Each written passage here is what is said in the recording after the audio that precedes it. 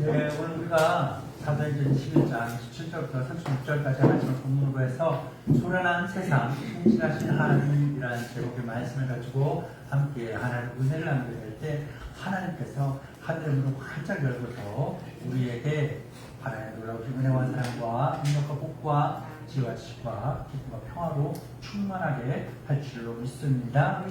오늘 말씀 제목이 어떻게 된다고요? 소란한 세상, 신실하신 하나님. 한 번 더 시작. 소란한 세상, 신실하신 하나님. 아멘. 소란한 세상 속에서 세상 속에서도 하나님께서 어떻게 신실하게 역사하시는지 행동하시는지를 말씀을 통해 큰 은혜를 받으시기 바랍니다. 네. 지금 현대를 살아가는 우리에게 하루에도 수없이 많은 정보가 쏟아져 들어오죠. 30년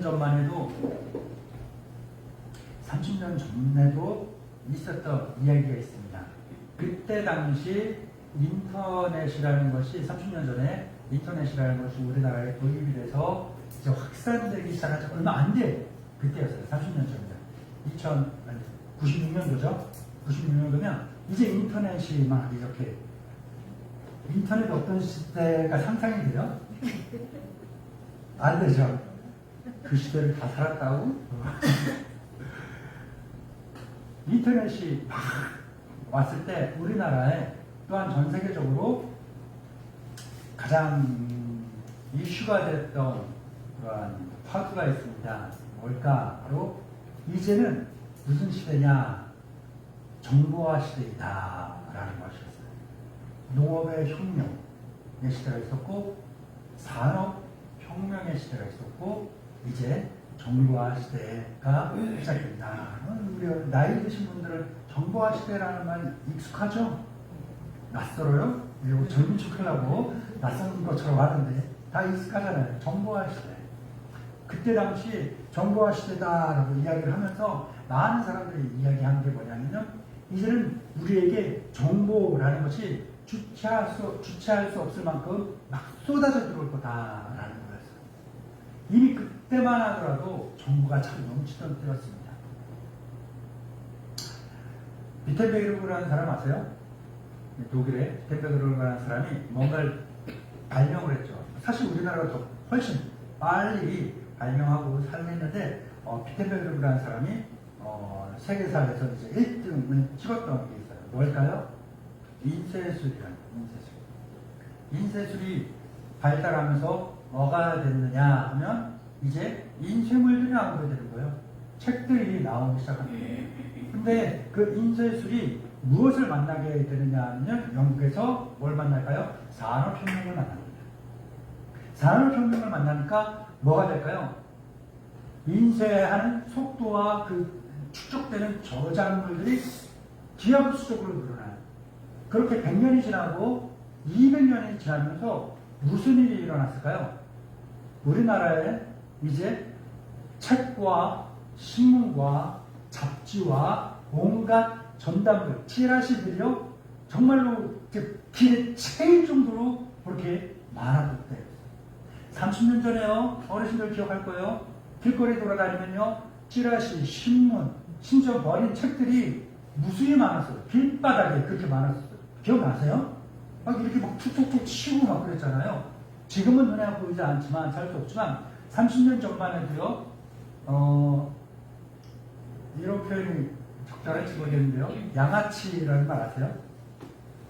네. 넉마주의라는 것은 그 전 세대에 있었는데, 넉마주의처럼 그러한, 버려진 그 폐품들, 폐지들을 모아서 이렇게 수입을 얻던 그런 사람들이 있었어요.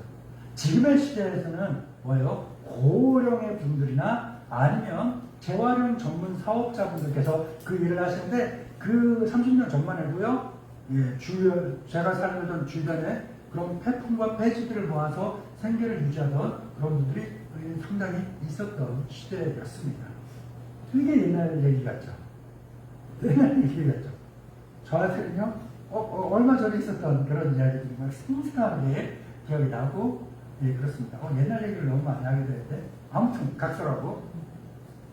지금의 시대는요, 30년 전에도 그랬고요, 그 전에도 그랬고요, 정보가 우리에게 너무나 쉽게 들어오는 시대입니다. 요즘은요, 실시간으로 정보가 우리에게 들어오죠. 지금 반대편에 있는 것이 바로 몇 초 만에, 한 1, 2초 만에 또박또박 우리에게 바로바로 전달되고 있는 시대입니다. 스마트폰 열면요, 수많은 뉴스, SNS의 이야기가 계속해서 피드되죠. 올라오고 있죠. 그런데 가만히 살펴보면요, 그 수없이 많은 정보들 가운데 사실보다는 뭐예요? 자신이 보고 싶고, 듣고 싶고, 믿고 싶은 이야기가 주로 많이 올라오게 돼요. 그런 걸 뭐라고 해요? 요즘 젊은이들은 그런 걸 뭐라고 해요? 알고리즘이라고 하죠. 뭐냐? 내가 알고 싶고, 내가 듣고 싶고, 내가 보고 싶고 한 것들을 한 번이나 두 번만 보잖아요. 그러면 뭐가 되느냐? 아, 이 사람에게 맞춰서 그 내용, 그쪽으로만 특화된 내용만 계속해서 쏟아져 들어오는 거예요. 그러니 내가 보고 있는, 접하고 있는 이 정보들이 객관적이다라고 할 수 있을까요? 객관적이다 할 수 없겠죠. 왜? 나에게 맞춰진 내용들만 계속해서 나에게 다가오고 있기 때문에. 핸드폰으로 뭐 하나 물건 사볼까 싶어서 구경만 한번 하잖아요. 그것만 쭉 떠요. 쭉 떠요. 경험 있으시잖아요. 그러니까 뭐예요? 내가 알고 있는 것, 내가 접하고 있는 것이 객관적인 사실과 진실이다라고 말하기 어려운 시대다라는 거예요. 아이러니죠. 정보가 없던 시대는 객관성이 또 없었어요. 왜? 내가 믿고 있는 것, 내가 알고 있는 것만이 최고야! 이게 진짜야! 라고 주장하던 시대였거든요. 그런데 반대로 정보가 자꾸 넘치고 있는 지금 시대에도 뭐예요? 똑같이 객관적인 사실과 정보를 내가 알고 있다라고 말하기 어려운 시대죠. 왜? 나에게 특화된 것들만 쏟아져 들어오고 있기 때문에 그렇습니다. 누군가의 말 한마디가 확인되지 않은 채 막 확산되죠. 그 말은 어느새 소문이 되고 그 소문은 또다시 사람들의 입에 입을 거치면서 사실인 것처럼 받아들여지고 있는 시대입니다. 결국 진실은, 사소한 진실은 점점 사라지고 눈덩이처럼 불어난 오해와 선동만 남게 되는 것이 현재를 살고 있는 우리의 삶의 모습입니다.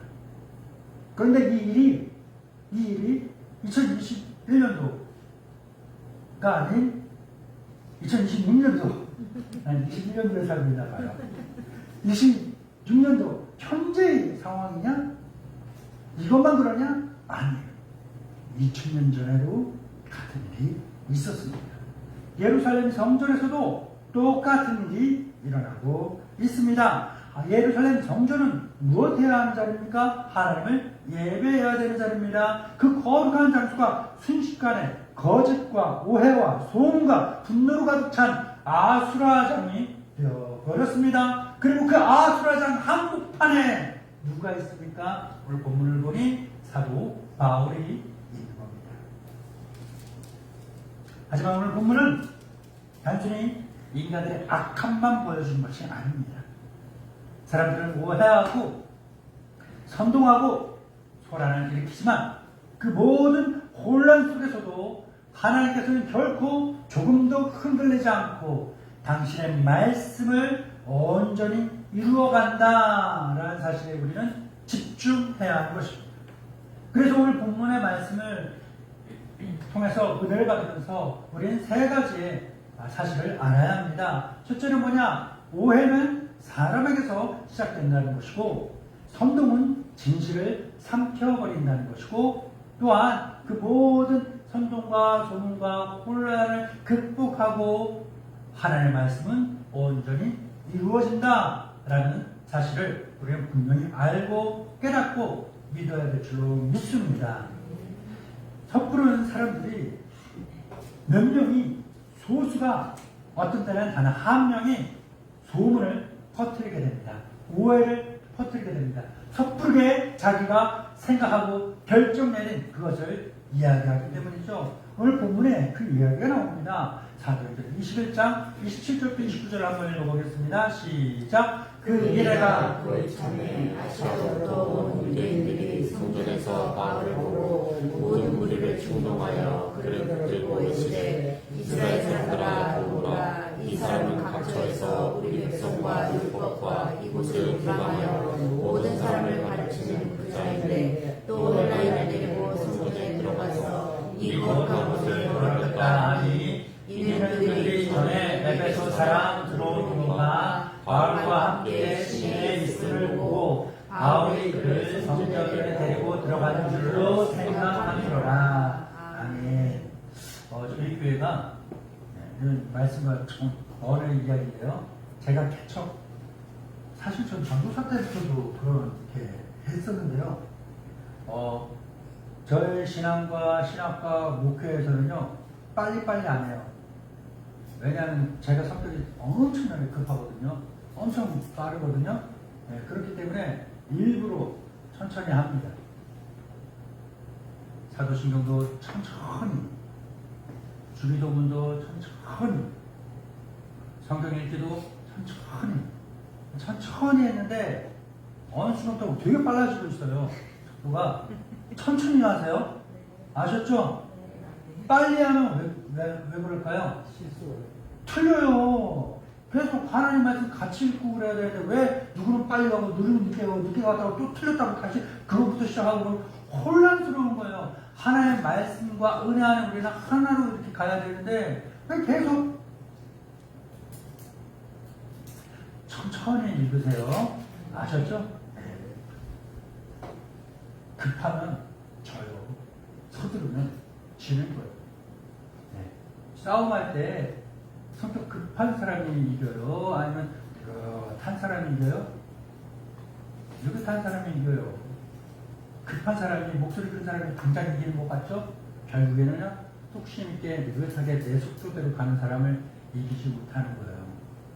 다시 본문으로 돌아오시겠습니다. 아시아에서 올라온 유대인들 몇 명이 성전에서 바울을 발견하자마자 무리를 선동하기 시작합니다.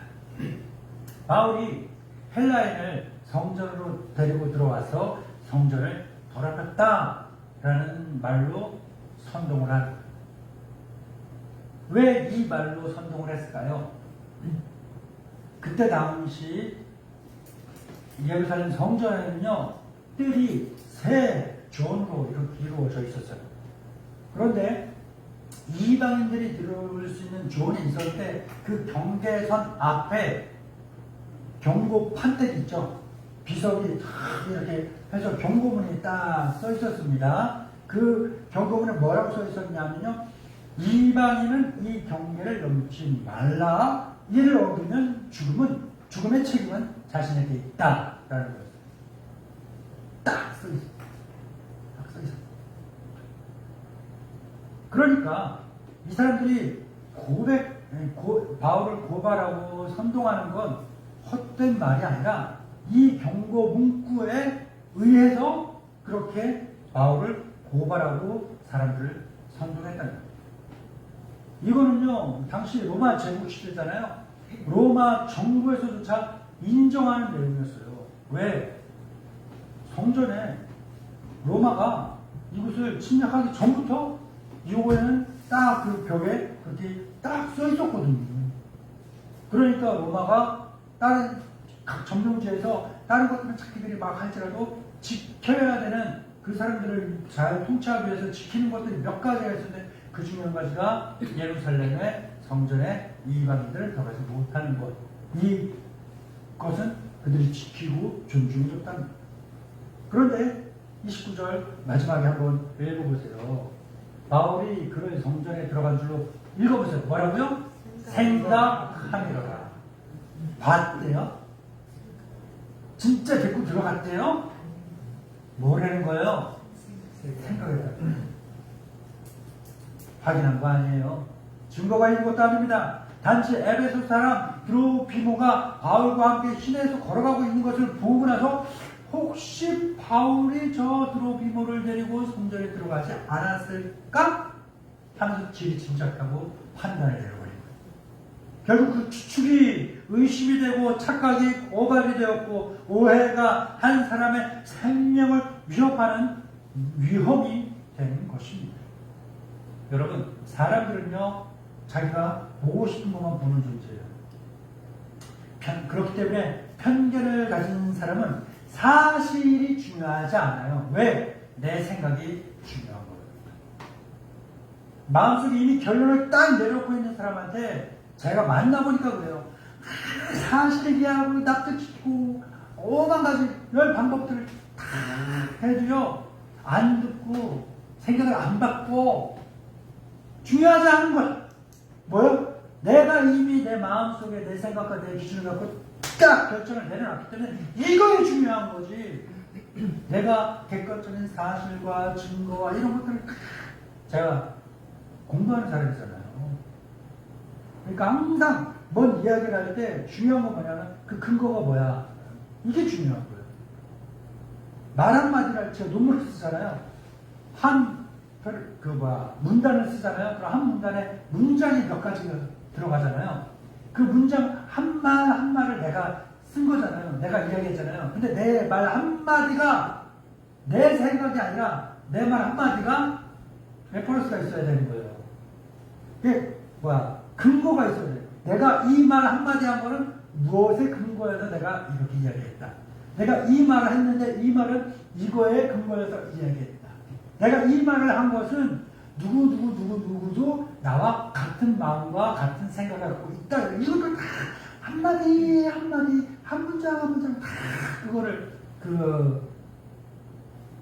근거를 내야 되는 거예요. 이 훈련을 지금 엄청나게 하고 있는데요. 그러다 보니까 저는요, 누군가 이야기하거나 할 때 먼저 흥분하거나 이런 게 좀 드물다는 걸 여러분들 저를 겪어보시면 알 거예요. 뭐 할까요? 일단 들으면요, 일단 다 듣고 나서 생각하는 거예요. 진짜인가 아닌가 그 근거가 뭔가 혼자 속으로 하고 아니면 뒤에 가서 막 찾아보고 그런 거 하는 거예요. 그렇게 하는 거예요. 그러고 난 다음에 그 말이 진짜다 하면은 호응하고 맞장구 치고 지지하는데 그런 게 아니고 속된 말로 뜬 소문이요, 거짓 뉴스요 이런 것들에 선동됐다 하면요 아니다라고 이야기하는데요. 내가 발견한 모든 근거들을 갖다 주고 이야기를 해도요 안 들어요. 내 얘기가 맞다는 거예요. 내 생각이 맞다는 거예요. 그거는 가짜 목사님들 얘기하는 거예요. 그건 가짜요. 그건 이단이라는 거야. 누가 이단인지 모르겠네. 그건 몰라서 이야기하고, 누가 모르는 건지 모르겠네. 그분들은, 그 사람들은요, 자기들이 이야기하는 거에 근거가 하나도 없으면서 그냥 내가 또 그렇다 그랬더니, 그 양반들이 뭐 하는 줄 알아요? 저를? 어떻게 하는 줄 알아요? 어려워해요. 나를 만날 때 함부로 말하지 못해요. 그전까지는 막 떠들고 흥분하고 막 이야기하던 사람들이 이제는 그러지 못하는 거예요. 왜? 내한테 이야기해봐야 씨알도 안 먹히고 사실이 아닌 거 뽀록 나는 것뿐이 아니기 때문에 말을 줄이게 되더라. 여러분, 사람들은요 추측을 더 좋아해요. 왜 그럴까요? 그냥 받지 못해서? 아니요. 모든 사람이 원죄를 갖고 있기 때문에 죄성을 갖고 있기 때문에 그러는 거예요. 사람들 칭찬하는 게 좋아요, 사랑하는 게 좋아요, 축복하는 게 좋아요 라는 걸 알고 있지만 누군가 나를 칭찬하고 누군가 나를 사랑하고 누군가 나를 축복하는 건 좋아. 그런데 내가 누군가를 칭찬하고 내가 누군가를 사랑하고 내가 누군가를 축복하려니 힘들어. 그런데 험담, 뒷담화하고 욕하고 저주하는 건 엔돌핀 도파민이 뿜뿜뿜뿜뿜 너무 즐겁고 행복하게 막 시간 가지고 막 이야기하잖아요. 그 사람이 나빠서요? 아니, 모든 사람이 똑같아요. 원죄가 있고 죄성이 있고 누군가를 사랑하기보다는 저주하는 게 누굴 미워하는 것이 훨씬 더 빠르고 편하고 속 시원하기 때문에 그렇다라는 거예요. 여러분, 우리 누군가의 말만 듣고 사람 판단한 적 있잖아요. 사실 확인도 하기 전에 내 마음속으로 이미 답은 이거야! 라고 결정된 적 있어요, 없어요? 있어요. 그런 우리를 향해, 그런 나를 향해 야고보 사도는 뭐라고 이야기합니까? 내 사랑하는 형제들아, 너희가 알지니 사람마다 듣기는 속지하고 말하기를 더디하며 성내는 것도 더디해라. 여러분, 사람이 왜 눈이 두 개고 귀가 두 개인 줄 알아요? 많이 듣고 많이 보고. 입은 왜 하나요? 말을 적게 하나요?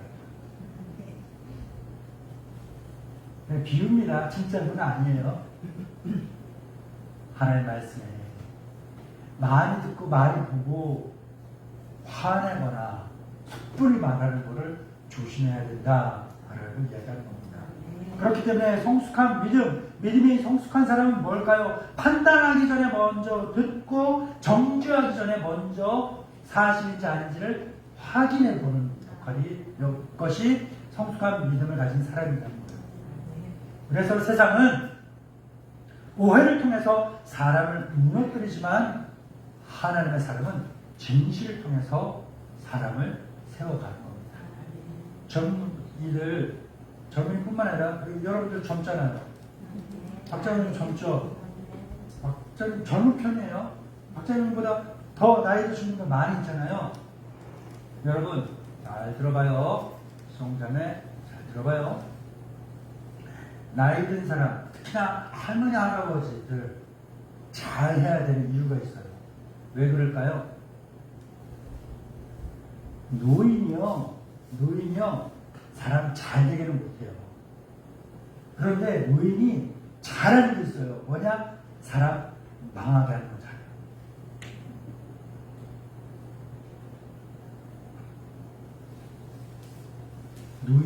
어느 노인 한 분이 지나가다가 저를 보고서 막 손가락질 하면서 옆 사람들한테 이야기를 하는 거예요.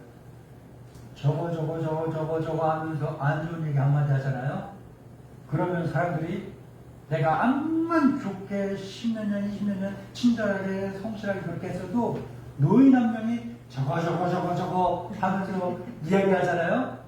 그러면 10년 세월, 20년 세월 아무 소용없어. 자기들이 직접 보고 겪고 경험한 나를 그냥 다 지워버리고 그냥 노인 한 명이 저거 한 거 그것만 들어요. 그러니 노인이 남 잘 되기는 못하지만 남 못되게 하는 거예요. 말이라는 거죠. 말이라는 거예요. 근데 하나님의 사람은요 어떤 거예요? 말로 사람을 세워가는 사람인 줄 믿습니다. 오해는요 결코 그 자리에 멈추지 않습니다. 계속 움직입니다. 확인되지 않은 오해가 사람들의 입을 거치면서 소문이 되고 그것은 군중을 움직이는 선동이 되는 거예요. 그리고 그 선동은 마침내 사람들의 이성을 마비시켜버리고 진실을 꿀떡 삼켜버리는 일이 생겨나는 것입니다. 이어지는 본문 읽어볼까요? 사도행전 21장 3절부터 32절입니다. 시작. 온 성이 소동하여 백성이 달려오여 바울을 잡아 성전 밖으로 끌고 나가니 문이 곧 닫히더라. 그들이 그를 죽이려 할 때 온 예루살렘이 요란하는 소문이 군대의 총부장에게 들림에 그가 급히 군인들과 백부장들을 거느리고 달려내려가니 그들이 총부장과 군인들을 보고 바울 치기를 그치는지라. 아멘. 불과 몇 사람의 오해에서 시작된 일이 순식간에 예루살렘 전체를 뒤흔드는 소동으로 변했습니다. 사람들은 앞다투어 달려왔고 바울을 성전 밖으로 끌어낸 뒤 무차별적으로 폭행하기 시작합니다. 이미 군중의 목적은요 진실을 밝히려는 것 아니에요. 그들의 목적은 뭡니까? 바울을 죽이자라는 거였어요. 그런데 정작 그 많은 사람들 가운데 바울이 드로비모를 데리고서 성전에 들어가는 것 직접 본 사람은 아무도 없습니다. 본문에 1절 등장하지 않습니다. 누군가 그랬다더라 말을 했고 누군가는 그랬다더라 이 이야기를 진짜로 믿고 분노했고 그 믿음은 분노가 되어버렸고 그 분노는 폭력이 되어버리고 이게 바로 선동의 무서움입니다. 선동은 사람들에게 확인할 시간을 주지 않습니다. 생각할 여유도 빼앗아 버립니다. 그래서 군중들은 어느 순간 정말 사실인가 이걸 생각할 여지가 없어요. 그냥 모두가 와 외치고 있으니까 나도 그 틈에 껴서 와 외치고 있는 것뿐입니다. 오늘날도 크게 다르지 않아요. 자극적인 헤드라인 하나만 딱 보고서 뉴스 전체를 다 읽는 것처럼 섣부르게 판단하잖아요. 쇼츠라고 하죠. 짤이라고 그러죠. 짧은 몇 초짜리 영상 하나만 딱 보고 그 영상에 나온 그 사람의 행동 하나만 보고 그 영상에 나온 그 사람 말 한마디만 듣고 이 사람의 인격과 인생 모든 걸 다 아는 것 마냥 판단해버리고 재단해버리잖아요. 사실보다는 그냥 빨리빨리 전달하는 것. 이게 더 중요한 시대를 살고 있잖아요. 물론 인터넷, SNS 이런 기술이 나쁘다는 게 아닙니다. 문제는 뭐냐? 이 정보를 사용하는 그 사람의 마음이 중요하다. 확인되지 않은 말 쉽게 믿어버리고 확인되지 않은 사실을 쉽게 옮겨버리고 쉽게 판단하는 순간 나는 나도 모르는 사이에 오늘 성경에 나오는 바울을 죽이려고 폭력을 일으키는 그러한 군중 속에 한 사람이 되어버리고 있을지도 모르는 겁니다. 이런 우리를 향해 성경은 이야기합니다. 잠언 18장 13절입니다. 사연을 듣기 전에 대답하는 자는 미련하여 욕을 당하느니라. 뭔 말이에요? 누군가 이야기를 하고 있을 때 이런 사람들 있잖아요. 그건 내가 말 뚝 끊어버리고 내 얘기하는 사람. 끝까지 듣고 이야기를 하는 거예요. 왜 그렇게 이야기하는 사람들은요, 미련하다는 거예요. 그리고 그 미련함은 어떻게 된다고요? 욕. 이거 욕이 아니라, 뭐예요? 사람들한테 무시당한다는 거예요. 저 사람은 말할 것도 없고, 저 사람은 뭐가 그렇게 급하다고 뭘 그렇게 다 알아서 사람 말하는 거 끝까지 듣지도 않고 다 중간에 끊어버리고 자기 얘기하냐는 이 잠언의 말씀을 이어받아서 바울은요 에베소 교회에 보내는 편지를 통하여 우리에게 이렇게 이야기합니다. 에베소서 4장 19절입니다. 시작. 무릇 더러운 말은 너희 입 밖에도 내지 말고 오직 덕을 세우는 데 소용되는 선한 말을 하여 듣는 자들에게 은혜를 끼치게 하라. 험담한 가짜 거짓 수축 내 생각 이런 것들은요 그냥 입 밖에 내지 말라는 거예요. 내 생각은 그냥 가만히 속에만 두고 있어요. 그리스도인이 말로써 해야 되는 건 뭐예요? 덕을 세우는 말을 해야 돼요. 선한 말 하면서 살아야 돼요. 내가 이 말을 했을 때 사람들에게 하나님의 은혜가 전달될 것인가? 그걸 생각하고 하나님의 은혜가 전달되는 그 말들만 하면서 살아야 되는 거예요. 내 얘기해봐야 내 속은 시원하겠지. 근데 그걸 듣는 수많은 사람들은요 다 나를 떠나는 거예요. 내가 속 시원해지는 그 순간 뭐예요? 그 자리에서 내 얘기를 듣던 모든 사람들의 마음이 그만큼 나로부터 떨어지는 거예요.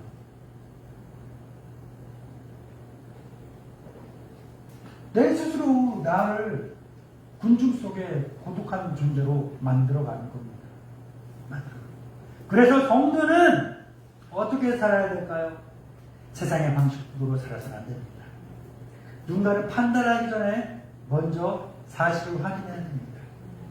누군가 비난하기 전에 먼저 기도해 봐야 됩니다. 누군가의 말을 듣고 옮기기 전에 그것이 진짜인지 덕을 세우는 말인지 확인해 봐야 합니다. 생각해 보면 우리 구주 예수님께서도 거짓 선동의 희생자가 되셨습니다. 대제사장들과 장로들이 사람들을 세워서 모함합니다. 거짓 증인을 내세워갖고 예수로 험담하고 고소하고 고발했습니다. 그리고 뇌물을 받은 사람들로부터 사람들은 뭘 합니까? 십자가에 못 박으라고, 십자가에 못 박아 죽으라고 외쳤습니다.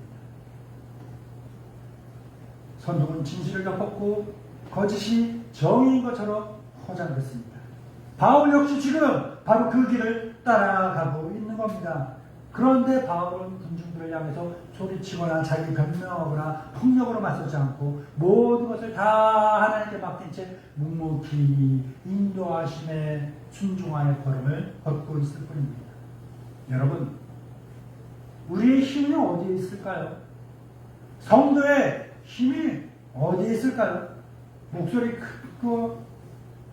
크면 성도가 힘이 있을까요? 아니에요. 여론을 이기는 거에 있을까요? 아닙니다. 세상 사람들은 목소리 큰 게 힘이고 여론을 형성하고 여론을 이기는 것이 세상 사람들에게는 힘이고 권세고 능력입니다. 그러나 중요한 것은 세상 사람들은 그런데 나는 누구냐는 것, 나의 아이덴티티는 뭐냐는 것, 내 정체성은 뭡니까? 나는 그리스도인입니다. 그리스도인이 세상을 이기는 힘은 무엇입니까? 목소리가 아닙니다. 언제나 하나님을 신뢰하는 데 있습니다. 언제나 하나님을 붙들고 사는 것에 있는 겁니다. 하나님을 의지하는 만큼 내가 세상을 이기는 힘이 더 커지는 겁니다. 할렐루야. 그래서 세상이 선동으로 사람들을 흔들 수 있어도 하나님의 계획까지 흔들 수는 없는 것이 줄 믿습니다. 그런데 오늘 본문의 말씀 여기서 끝날까요? 아니죠. 계속 이어집니다. 사람들은 오해하고 선동하고 폭력을 휘두르지만 그 모든 혼란 속에서도 하나님은 무엇을 할까요? 하나님은 조용하지만 분명하게 자기의 뜻을 이루어가고 계십니다.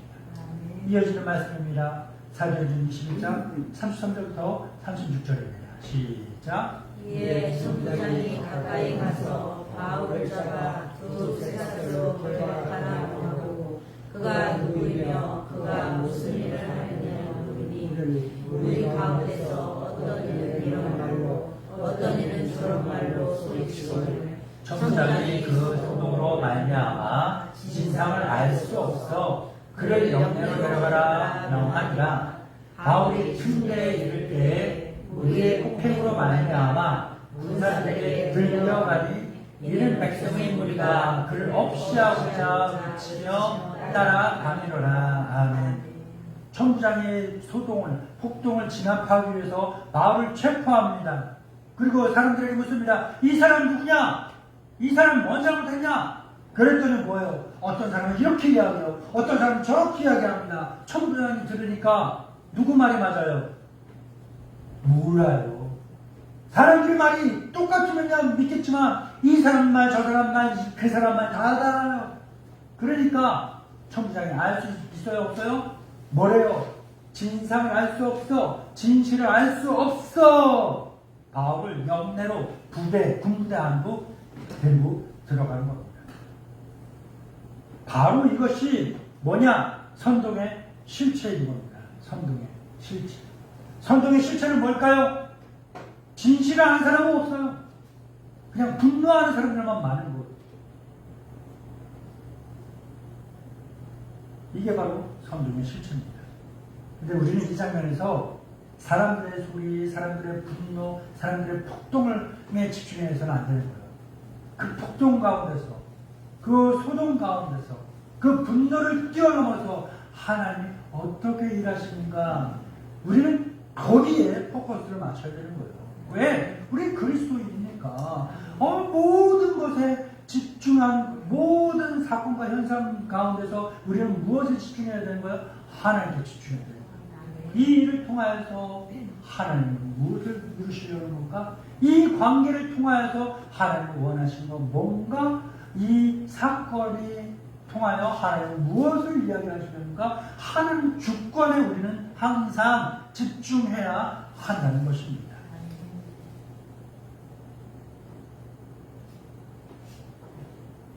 사람들은 바울을 죽이려고 했어.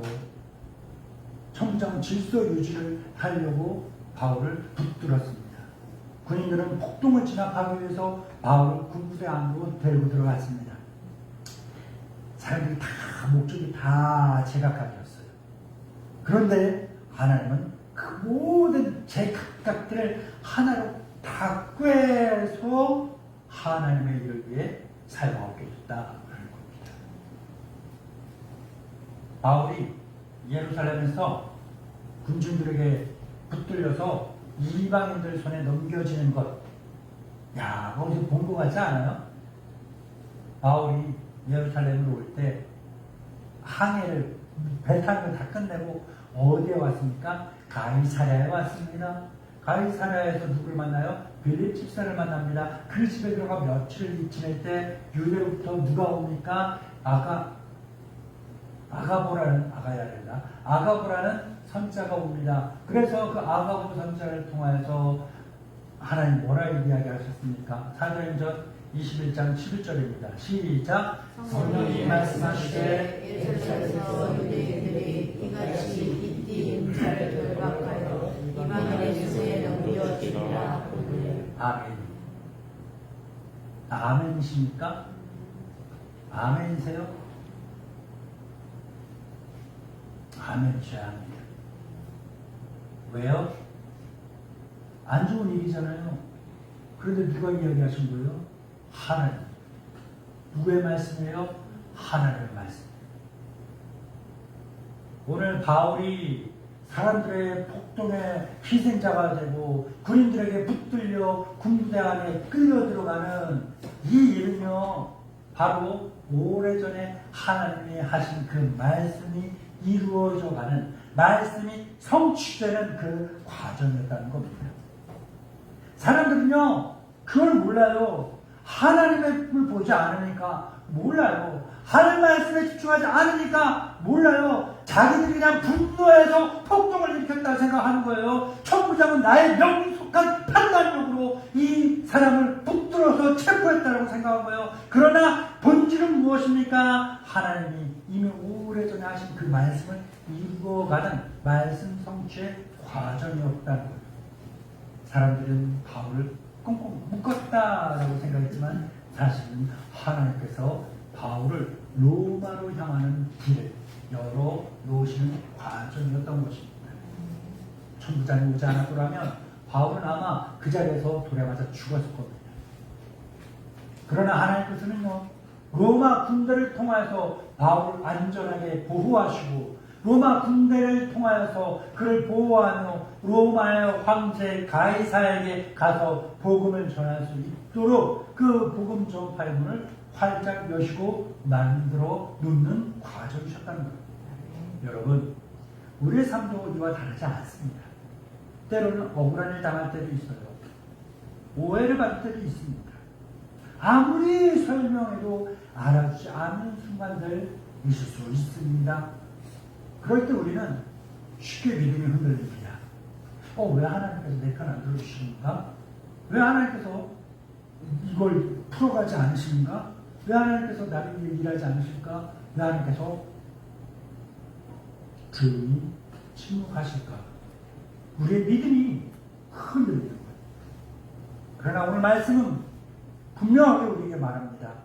하나님이 침묵하는 것이 아니라 하나님 지금 일하고 계십니다. 오늘 예배 드리기 전에 관사님 일찍 오셔서 티타임 가시기 전에 지난주에 추감사 주일이었잖아요. 현수밥을 제가 요즘 너무 정신없고 바쁘다 보니까 안 뛰고 그대로 놨던 거예요. 관사님 보고 난 보지도 못했어. 그리고 그랬더니 막 관사님이 사다리 꺼내갖고 같이 이제 뛰었어요. 뛰어갖고 이렇게 갖고 가는데 권사님이 계속 이렇게 하는 거예요.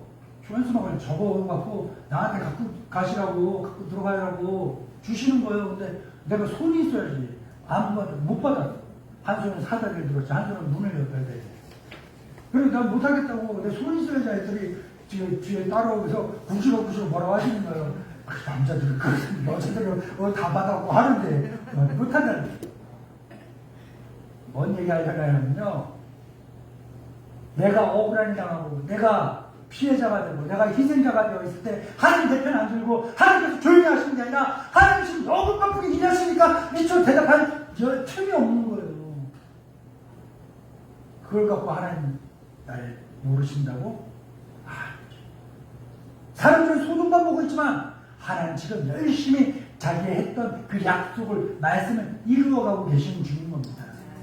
하나님이 복음의 문을 여십니다. 사람들은 위기를 보지만 하나님의 섭리를 이루어가고 계시는 중인 것입니다. 그래서 성도는요, 지금 당장 내 눈앞에 벌어진 이 상황에 집중해서는 안 돼요. 이 상황을 보고 낙심해서는 안 됩니다. 세상 소리는 언제나 시끌시끌하죠. 목소리 크면 이기는 거니까. 여론을 형성하고 이기는 거니까.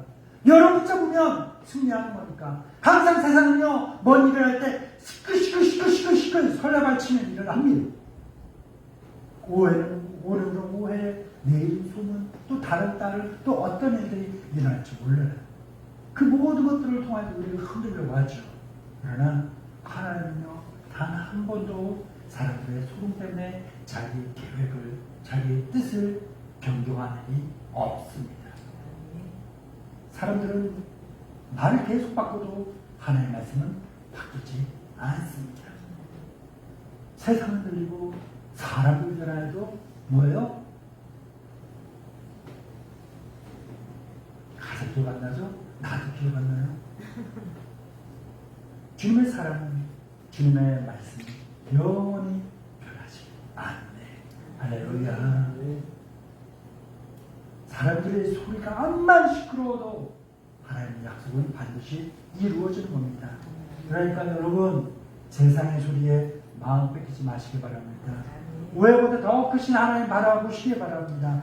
선동보다 강하신 하나님을 신뢰하시기 바랍니다. 그리고 오늘 조용하지만 신실하게 말씀을 청취해 가시면 하나님 끝까지 바라보고 붙들고 믿으시기 바랍니다. 이번 한 주간도 세상의 소란보다 하나님의 음성에 더 귀를 기울이시고 변함없이 신실하신 하나님만 의지하는 성도, 오직 믿음으로 살고 오직 믿음으로 승리하는 우리 모든 성도들이 되기를 주 예수 그리스도의 이름으로 축원합니다. 주의 말씀을 의지하여 기도합니다. 하나님은 사람이 아니시니 거짓말을 하지 않으시고 인생이 아니시니 후회가 없으시도다. 어찌 그 말씀하신 말을 행하지 않으시며 하신 말씀을 실행하지 않으시랴. 아멘. 신실하신 하나님, 세상의 소란과 오해가 우리를 흔들 때에도 사람의 소리가 아니라 주님의 말씀을 붙들게 하옵소서. 눈에 보이는 현실보다 변함없이 역사하시는 주님의 섭리를 신뢰하며 끝까지 믿음으로 순종하는 삶을 살게 하옵소서. 우리 구주 예수 그리스도의 이름으로 기도드립니다. 아멘.